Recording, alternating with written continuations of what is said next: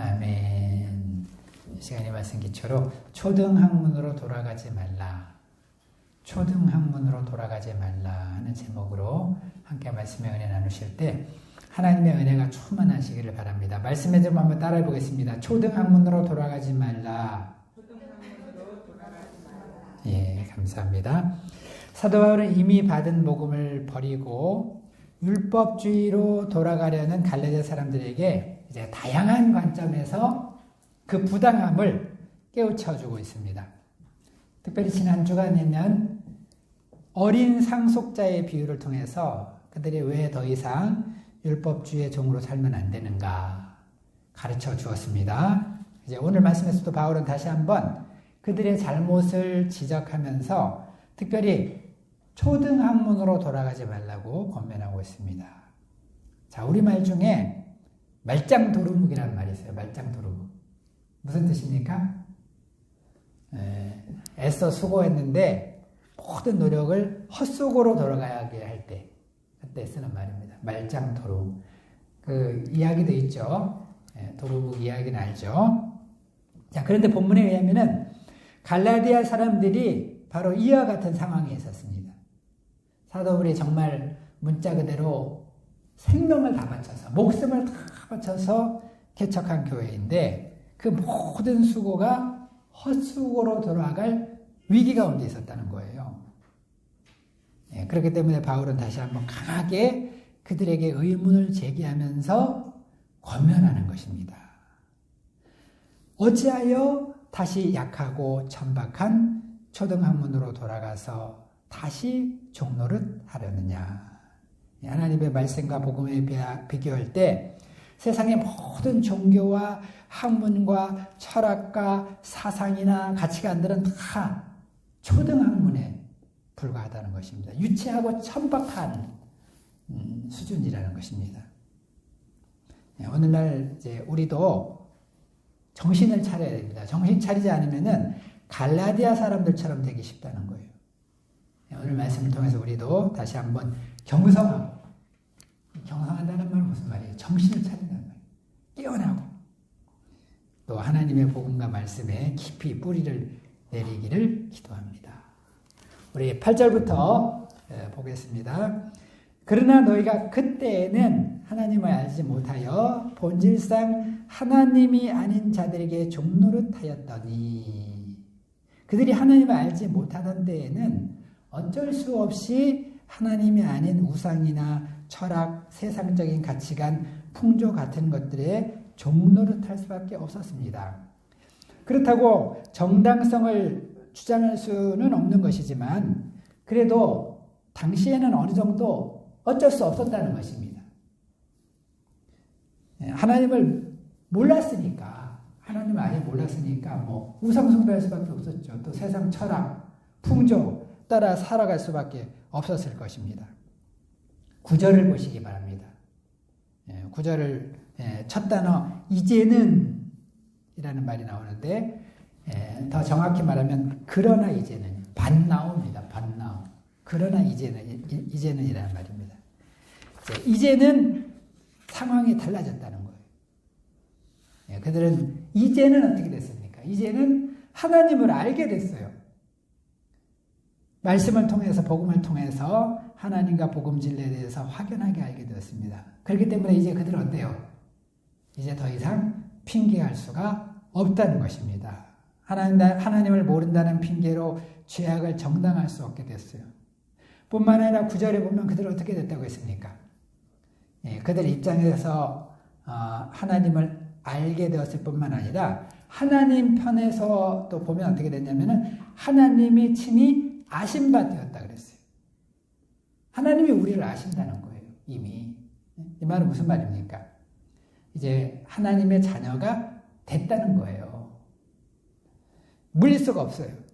그런데 어찌하여 다시 약하고 천박하게 그지없는 초등학문으로 돌아가서 그들에게 종노릇하려 하느냐는 것입니다. 있을 수 없는 일이라는 거예요. 이건 도저히 이해가 안 된다는 것입니다. 여기서 사도는 그들이 돌아가려고 하는 것을 가리켜서 약하고 천박한 초등학문이라고 말하고 있습니다. 자, 여기서 초등학문이라는 것은 세상의 각종 우상숭배의 가르침들과 하나님 없는 인본적인 철학, 가치관, 풍조 등을 가리키는데, 특별히 여기서는 이제 그들이 돌아가려고 하는 유대 율법주의를 말하는 거죠. 이런 것들을 사도 바울은 뭐라고 이야기하고 있냐면은 약하고 천박한 초등학문이라고 말하고 있는 것입니다. 자, 여기서 우리는 이런 것들을 바라보는 사도 바울의 평가, 또 성경의 평가를 알 수가 있습니다. 사실 지금 사도 바울이 초등학문이라 부르고 있는데요. 이런 것들도, 이런 세상의 것들도 나름대로 정교하고 체계를 갖추고 있는 경우가 많이 있어요. 예를 들어서 종교 중에서도 뭐 무속신앙, 미신 이런 거는 그냥 하등하기 때문에 내용이 없습니다. 교리도 없고 내용도 없어요. 뭐 정치는 무당들이 무슨 교리가 있어요? 그런 건 없지만은, 그러나 불교나 유교 이런 경우 보면은 나름 굉장히 체계가 있고 깊이도 있어 보이는 것입니다. 불교도 보면요, 굉장히 정밀해요. 이 세상의 문제, 사람들의 고통 이런 것들을요, 굉장히 정리를 정말 치밀하게 하고 있고 나름대로 굉장히 체계적이야. 예를 들어서 이제 사람들의 그 근심 걱정, 우리는 이제 뭐 많이 나열해봤자 5가지 얘기하잖아요. 불안, 근심, 염려, 뭐 좌절, 포기 뭐 이 정도잖아요. 불교에서는 그걸 몇 가지? 108번 내려요. 108번. 118가지로 분류를 해놨어요. 얼마나 체계적이야. 굉장히 체계적으로 되어 있습니다. 나름 그렇기 때문에 고등종교라고 하는 거예요. 철학도 마찬가지입니다. 우리 철학도 우리가 철학들 약간씩 배웠잖아요. 윤리 시간에 철학 기초는 이렇게 배웠지만은 서양 철학, 뭐 소크라테스, 플라톤, 아리스토텔레스 보면은 나름 굉장히 깊이가 있습니다. 배울 게 많이 있어요. 또 뭐 칸트, 근대에 와서 칸트 이런 사람들 대단한 사람이잖아요. 엄청난 사람들입니다. 동양 철학도 마찬가지예요. 그럼 동양 철학은 또 뭐 아무것도 없냐? 그렇지 않습니다. 우리 동양에도 이제 사서삼경 있잖아요. 논어, 맹자, 좋은 말 굉장히 많고 또 배워야 될 점도 많고, 우리나라에도 이퇴계 또 율곡 같은 대학자들 있잖아요. 대단합니다. 인간에 대한 지혜, 또 세상에 대한 지혜, 이해가 굉장히 깊다고 할 수가 있습니다. 자, 그러나 인간적으로 보기에는 아무리 대단해 보여도 이런 것들, 그것도 나름 깊이가 있어가지고요. 거기 이렇게 빠지다 보면요, 빠질 수가 있어요. 신자가 될 수가 있어요. 그러나 하나님의 말씀과 복음 진리에 비추어 볼 때는 어떻다는 거예요. 하나님의 말씀에 비추어보면 어때요? 아무리 공자맹자, 공자님 훌륭한 말 굉장히 많아요. 저도 외우고 있는 말씀 많이 있어요. 그러나 하나님의 말씀에 비교해보면 어때요? 하나님의 말씀에 비교해보면은 정말 약하고 천박한 초등학문에 불과하다는 것입니다. 여기서 약하다는 말은 weak, 능력이 없다, 무력하다, 아무 힘이 없다 그런 뜻이에요. 힘할 리가 없어요. 생명력이 없습니다.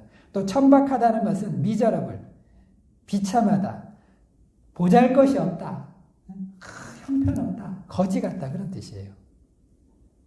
여러분, 우리가 하나님의 말씀과 복음 외에 다른 것들은 사실은 하나님의 말씀에 비추어 보면 이렇다는 것입니다. 나는 뭔가 있어 보이지만은 본질적으로 그 실체를 알고 보면 무능력하고 형편없다는 거예요. 특별히 어떤 면에서 그렇습니까? 구원의 능력이라는 측면에서 보면 그렇다는 거. 대단해요. 우리가 이 땅에서 뭐 어떻게 살아가야 돼? 예의 범죄를 잘 가르쳐줘요. 그러나 구원의 문제에 가면은 없어요. 우리 공자님도 뭐라 했어요? 도가 무엇입니까? 물어보니까 뭐라 했어요? 조문 도면 석사라도 가인이라. 내가 정말 진리에 대해서 알게 된다면 저녁에 죽어도 한이 없다. 자기 몰랐다는 거잖아요.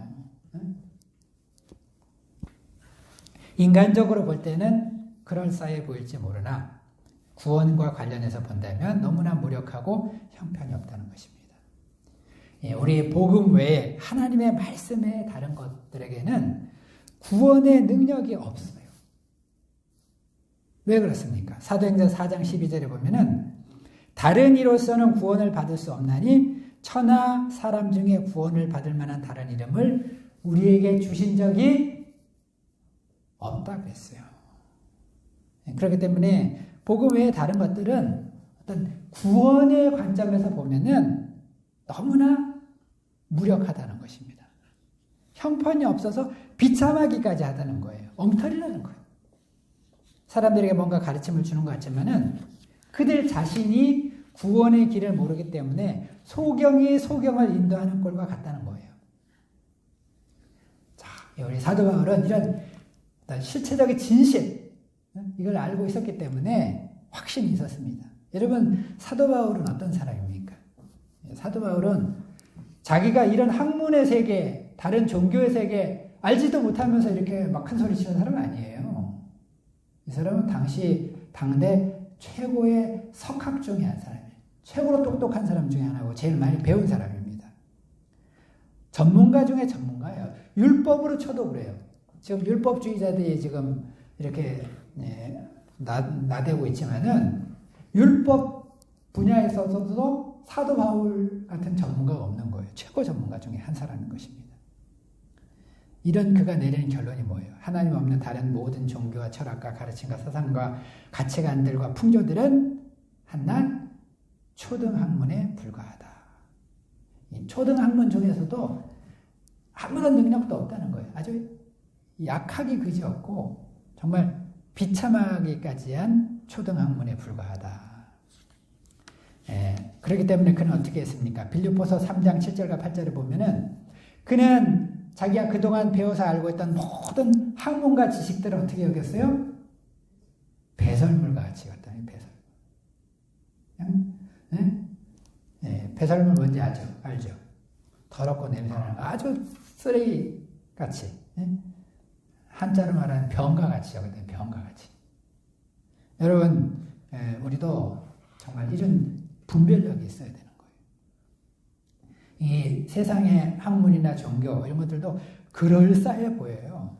그럴싸해 보이기 때문에 잘못하면은 우리가 미혹에 빠지기 쉬워요. 그러나 이 본질을 알아야 돼요. 얼마나 정말 약하고 천박한 초등학문에 불과한가. 또 반면에 우리 하나님의 말씀의 가치가 얼마나 대단한가를 우리가 또 알아야 되는 거예요. 우리 사도의 비유에 의하자면은 이 세상의 것들은 정말 가장 천한 초등학문에 불과하다면 우리 하나님의 말씀 복음 어때요? 가장 최고의 고등학문이라는 거예요. 초등학문과 고등학문. 최고의 고등학문과 가장 비참한 초등학문. 이 정도 차이가 난다는 거예요. 영어로 치면 어떻게 될까요? 한국의 유치원 1학년생의 영어 실력하고 미국의 원어민 영문학 박사, 그 차이보다도 큰 것입니다. 산으로 비교하면 어때요? 우리 동네 뒷산하고 에베레스트 산하고 차이야. 다른 이런 학문과 우리 복음의 차이는. 동네 뒷산 정도도 안 돼요, 사실은. 어린아이들이 쌓은 모래성, 바닷가에 사는 모래성 있잖아요. 그 모래산과 에베레스트 산의 차이라고 해도 부족합니다. 왜 그런 차이가 생길까요? 그것은 근원이 다르기 때문에 그래요. 뭐가 달라요? 근원이 달라요. 근원. 여러분, 이 세상의 모든 종교들과 학문들은 어디서 왔어요? 어디서 왔을까요? 사람에서 왔죠. 사람의 지혜에서, 사람의 머리에서 나온 거예요. 사람들이 연구해낸 거예요. 그러나 복음과 말씀은 어디서 왔습니까? 복음 어디서 왔죠? 하나님으로부터 왔잖아요. 하나님의 계시로부터 온 것입니다. 그러니까 둘의 차이는 쉽게 말하면 하나님과 인간의 차이. 하나님과 인간의 차이. 여러분, 우리 하나님께서 인간을 지으실 때 물론 하나님의 형상을 따라 지으셨어요. 그렇기 때문에 우리 인간에게도 어느 정도의 하나님을 닮은 성품과 지혜가 있습니다. 그렇기 때문에 우리도 오늘날 AI까지 만들어낸 거예요. 그러나 그렇다 그래가지고 우리가 하나님과 비교할 수 있어요? 비교 자체가 안 되는 거죠. 차원이 다르고 완전히 그 본질적으로 다른 것입니다. 그야말로 하늘과 땅의 차이예요. 그렇기 때문에 이사야서 55장 8절과 9절에 보면 하나님은 이렇게 말씀하십니다. 이는 내 생각이 너희의 생각과 다르며 내 길은 너희의 길과 다름이니라. 여호와의 말씀이니라. 이는 하늘이 땅보다 높음같이 내 길은 너희의 길보다 높으며 내 생각은 너희의 생각보다 높음이니라. 그랬어요. 우리 복음과 다른 것들, 세상의 모든 종교와 학문들과의 차이는 하늘과 땅의 차이와 같다. 요즘 쓰는 말로 말하면 완전히 이것은 넘사벽이야, 넘사벽. 그럴 수밖에 없다는 것입니다. 그렇기 때문에 우리는 어떻게 해야 됩니까? 우리는 우선 이런 세상의 초등학문의 한계를 알아야 되는 거예요. 이 세상에 있는 모든 우상, 또 학문, 철학 이런 한계를 알아야 돼요. 미혹당하면 안 됩니다. 그러니까 이렇게 설교 시간에 말씀을 통해서 배웠는데도 미혹당하면 안 돼요. 특히 학생들이 이제 대학에 가고 대학원에 가서 학문을 본격적으로 공부하다 보면요, 그 자기가 배우는 학문의 세계에 그냥 미혹당하기 쉬워요. 학문의 세계도 대단하거든요. 예를 들어서 교육학도요, 배워보면요, 야, 교육학, 야, 이거 잘 하면은 인간 구원할 수 있겠는데, 이런 생각 들어요. 교육을 통하면 사람들을 완전히 다 바꾸고 세상 바꿀 수 있겠는데, 이 교육이 답이 아닐까, 이런 생각 든단 말이에요. 그래가지고, 이제 그냥 거기 빠져가지고 하나님 뒷전이렇게 될 수가 있다는 것입니다. 교육학만 그런 게 아니에요. 상담학도 그렇고, 그런 거 철학도 그렇고요. 철학 배워가지고 교만해 보세요. 그러면은 그냥 하나님 말씀을 그냥 무시하게 되는 거예요. 그러면 안 된다는 것입니다. 또 종교도 마찬가지. 이런 이 종교의 세계도 이제 미혹당하게 쉬운 거예요. 들어가면 이단 사설, 심지어는 이단 사설들도 비유풀이 뭐 7단계, 10단계 이런 거 막 하면은 미혹당하기 쉬운데, 우리 이런 데 미혹당하면 안 된다는 것입니다. 얼마나 정말 약하고 천박한 것인가. 거짓말이고 말장난에 불과하다는 걸 우리가 알아야 돼요. 그 한계를 일단 알아야 돼. 세상 초등학문의 한계를 일단 알아야 돼요. 반면에 우리 하나님의 말씀과 복음에 대해서는 어떻게 해야 됩니까? 하나님의 말씀과 복음에 대해서는 이것이 정말 얼마나 귀하고 얼마나 가치 있고 얼마나 대단한 것인가. 또 그 가치를 알아야 돼요. 반면에 사람들이 하나님의 말씀의 가치를 몰라요. 이게 성경이다, 하나님의 계시다. 생각해 보세요. 하나님의 계시. 우리가 어떻게 잠자다가 어떤 사람이 잠깐 계시, 한마디 계시 들었다 그래가지고 그 사람 얼마나 부러워해요. 한마디, 너는 내 사랑하는 종이라. 이 말 들었다고 너무너무 부럽잖아요. 그거 계시잖아요. 그러나 우리 하나님의 말씀은 어때요?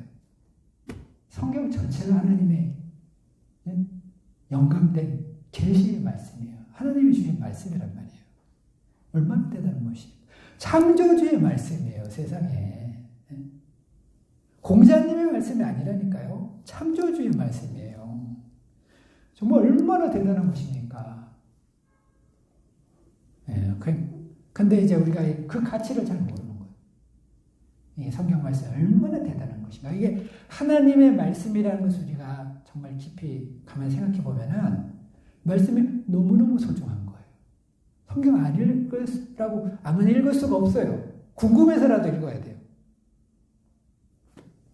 우리는 이 말씀의 가치, 하나님 복음의 가치를 알고 정말 감사함으로 받아야 될 줄로 믿습니다. 또 두렵고 떨림으로 영접해야 하고 순종해야 돼요. 이게 누구의 말씀인데? 하나님의 말씀인데 두렵고 떨림으로 영접하고 순종하는 삶을 살아야 됩니다. 뿐만 아니라 열매를 맺어야 돼요. 이렇게 귀한 말씀을 받고도 열매를 맺지 못한다. 열매를 맺어야 돼. 이제 나무들을 비롯해서 자연 만물들은 이제 가을이 되면 열매를 다 맺습니다. 근데 만물의 영장이라고 하는 사람으로 태어나서 가을이 됐는데도 아무런 열매도 없다. 안 된다는 거예요. 우리 열매도 맺어야 된다. 열매도 맺을 수 있기를 기도합니다. 근데 당시 갈라디아 사람들은 어떻게 하고자 했습니까? 둘 다 몰랐어요. 초등학문의 한계도 모르고 복음의 가치도 몰랐어요. 그래가지고 미혹당해가지고 복음으로 초등학문으로 돌아가고자 하는 것입니다. 그런데 사도 바울이 얼마나 답답하고 화가 났겠어요. 마태복음 7장 6절에 보면은 예수님께서는 돼지에게 진주를 던지지 말라 그랬어요. 아무리 귀한 것도 가치를 모르는 자들은 하찮게 여기고 짓밟아 버리는 것입니다. 또 이렇게 정말 가치를 모르는 자, 귀한 것을 귀한 줄 모르는 자들은 어떤 사람들이에요? 이들이 바로 돼지와 같은 사람들이에요. 사람도 아니에요. 돼지같이 취급받아도 할 말이 없다는 것입니다. 자, 우리는 이런 자들이 되면 안 될 줄로 믿습니다. 10절을 보시기 바랍니다. 그들 중에는 율법주의로 돌아가서 날과 달과 절기와 해를 지키는 자들이 있었던 것 같습니다. 우리 레위기 등 5경에 보면 각종 규례가 나오는데 그중에 우선 날들에 대한 규례가 나와요. 이제 날마다 무슨 일을 해야 되는가? 날마다 무슨 일을 해야 되죠? 날마다 이제 번제를 드려야 됐어요. 레위기 율법이에요. 구약 율법이에요. 그래서 번제도 하루에 2번, 상번제, 하번제. 또 달에는 어떻습니까? 달에도 보면은 1월, 2월 달이 있는데 특별한 달들이 있어요. 1월달, 7월달 이런 특별한 달들이 있어요. 달을 또 특별하게 섬겼습니다. 또 절기로는 뭐가 있습니까? 대표적으로 6월절, 오순절, 초실절, 유오초라고 그랬죠. 3대 절기 비롯해서 많은 절기가 있었어요. 불임절도 있고 이런 절기. 또 해에는 어떤 게 있습니까? 유대인들 70년마다 희난이라 해가지고 특별하게 지켰습니다. 자, 이를 볼 때 그들은 율법 중에서도 이미 폐기된 의식법에 매이고 있었다는 것을 알 수가 있어요. 율법에도 도덕법도 있고 사회법도 있고 의식법도 있어요. 근데 그 중에 이제 도덕법은 폐기되지 않았습니다. 도덕법 대표적인 게 십계명이에요. 도덕법은 폐기된 것이 아니에요. 그 정신 그대로 살아가는 건데 의식이 이제 폐기된 거예요. 의식법. 근데 그들은 이런 의식에 얽매이고 있었다는 것입니다. 그러다 11절을 보시기 바랍니다. 이것은 사도 바울이 그동안 생명을 다해서 전했던 복음과 또 모든 수고와 헌신을 헛되게 하는 거라는 거예요.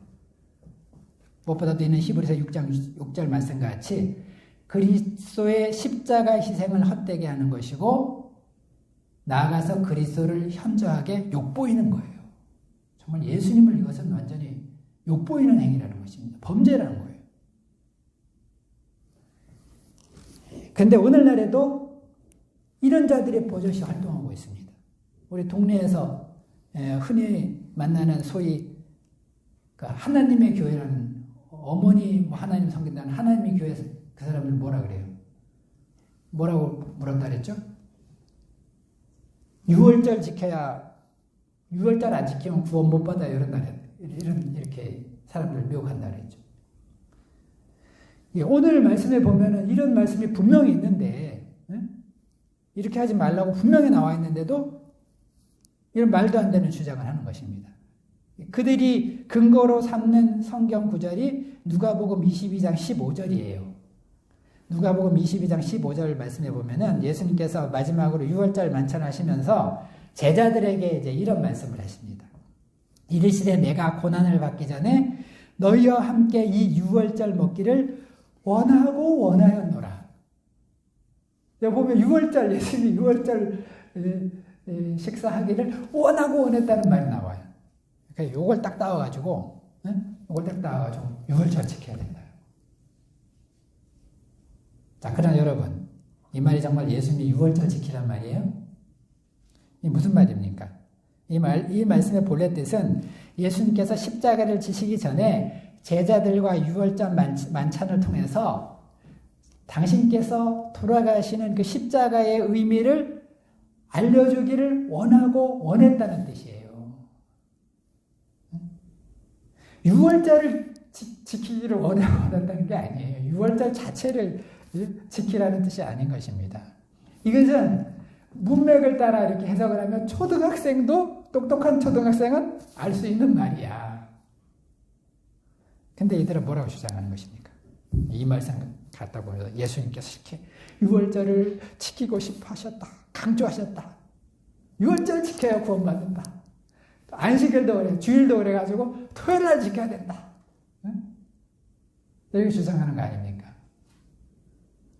이들은 정말 예수님의 말씀을 곡해하고 십자가를 헛되게 하는 범죄자들이에요. 또 구원파는 또 반대예요. 구원파. 이왕 나왔으니까 좀 더 얘기합시다. 구원파는 반대예요. 이들은 또 예수님께서 십자가에서 복음을 완성하셨기 때문에 이들은 율법을 강조하는 게 이제 무율법주의자들이야. 이제 율법 다 필요 없고 회개할 필요도 없다. 회개할 필요도 없다. 또 죄를 지으면서도 이것은 죄가 아니고 범죄라고 그래요. 아니 죄하고 범죄하고 죄라는 말은 명사고 범죄라는 말은 죄를 범했다 동사를 갖다가 한자로 풀이한 건데 죄하고 범죄하고 다르다 그러면서 자기들이 예수님 믿고 나서 지는 죄는 죄가 아니라 범죄래요. 그래서 회개할 필요가 없대요. 그러니까 여러분 어떻게 됩니까? 이 구원파 계열의 사람들. 그러니까 입만 살아있는 거예요. 토론, 이 구원론, 이 신자들하고 특히 기성교회 신자들하고 구원론에 대해서 토론할 때만 아주 입이 살아있어. 신앙이 아주 대단히 신앙이 좋은 것처럼 막 자기들 막 구원파 교회를 막 얘기해. 그러나 그들의 실제 삶을 보세요. 실제 삶을 보면은 이 사람들은 정말 놀랄 정도로 세상 사람들하고 구분이 안 돼요. 내 군대 가서도 이런 사람 봤는데 말은 엄청나게 잘하는데 담배도 피우고 술도 먹고 똑같아. 응? 뭐 담배 술만 중요한 게 아니라 그냥 생활이 똑같아. 전혀 구별할 수가 없어. 죄도 아무렇지도 않겠죠. 왜냐? 회개할 필요 없으니까 이게 죄가 아니니까 뭐 죄 짓는 데 대해서 그 죄의식이 없어요. 막 성범죄도 막 짓습니다. 그러니까 이들은 뭐예요? 이들은 자기들이 예수님의 십자가의 의미를 가장 강조한다고 자기들이 제일 예수님을 위하는 것처럼 하지만 사실은 예수님이 왜 돌아가셨어요? 우리 거룩하게 하기 위해서, 우리를 죄에서 해방하기 위해 돌아갔는데 다시 죄를 가서 짓고 있는 거예요. 죄를 방조하는 거예요. 그러니까 십자가를 헛되게 하는 자들이지. 자, 이런 자들 정말 다 죄를 짓는 것입니다. 큰 죄를 짓는 것. 자, 우리는 어떻습니까? 자, 우리는 이런 이단들에 속하지 않는다고 자족에 빠지면 안 돼요. 우리는 아니니까 감사합니다. 자족하고 끝나면 안 된다는 것입니다. 우리는 또 우리대로 복음을 영접하고 나서도 복음 진리대로 살지 못하고 또 어떻게 하기 쉬우냐면은 과거 하나님을 믿지 않던 시절의 가치관과 물질 또 가치관 또 물질적인 음란한 세상 풍조를 따라 살아가기가 참 쉽다는 것입니다. 실제 생활에 있어서는 옛생활로 돌아가기가 참 쉽다는 거예요. 자, 그러나 이거 역시 그리스도의 십자가 의대를 헛되게 하고 또 우리에게 복음을 전해준 분들의 수고를 헛되게 하는 어리석은 짓이고 범죄라는 것입니다. 이런 점에서 우리가 회개를 많이 해야 되는 거예요. 우리가 복음 진리 하나님 말씀대로 살아야 되겠습니다. 깨어 있을 수 있기를 바랍니다. 저런 귀한 복음을 듣고 구원을 받았으니까 이제는 이 복음의 진리대로 살고 또 진리대로 살아서 열매를 맺을 수 있기를 기도합니다. 결론적으로 우리는 하나님의 은혜로 하나님의 아신 바 되었습니다. 하나님의 아는 자들, 하나님의 자녀들이 됐어요. 하나님 나라의 상속자들이 됐습니다. 그럼에도 불구하고 다시 약하고 천박한 초등학문으로 돌아가는 것은 심히도 어리석은 일이요, 하나님 앞에서 심지어 이것은 범죄다. 그렇기 때문에 우리가 어떻게 됐습니까? 오늘 말씀 제목과 같이, 설교 제목과 같이, 설교 제목이 뭐죠? 초등학문으로 돌아가지 말라. 따라해보세요. 초등학문으로 돌아가지 말라. 예, 우리 이 말씀을 명심하고 순종할 수 있기를 기도합니다.